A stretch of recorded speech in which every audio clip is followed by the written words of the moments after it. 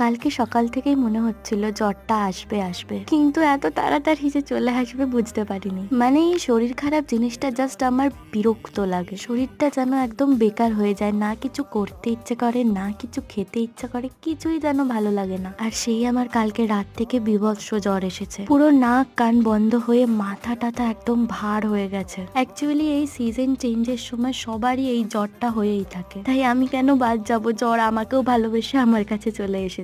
সকালবেলা ঘুম থেকে কোনো রকমের উঠে খাওয়া দাওয়া কমপ্লিট করে আগে ওষুধটা খেয়ে নিয়েছিলাম, যাতে সারাদিন শরীরটা একটু হলেও বেটার লাগে। কিন্তু জ্বর তো আমার পিছন ছাড়বেই না। আর এই শরীর খারাপের সময় নিজেকে আরো বেশি ভাবে পরিষ্কার রাখা উচিত, কারণ শরীর খারাপ হলে তুমি যত পরিষ্কার পরিচ্ছন্ন নিজেকে রাখবে তত তাড়াতাড়ি তুমি সুস্থ হয়ে উঠবে। আর এখন এই সিজন চেঞ্জের জন্য সবারই শরীর খারাপ, জ্বর হচ্ছে, তাই নিজেরা সাবধানে থেকো, সুস্থ থেকো। আমিও খুব তাড়াতাড়ি সুস্থ হয়ে উঠবো। দেখা হচ্ছে খুব তাড়াতাড়ি।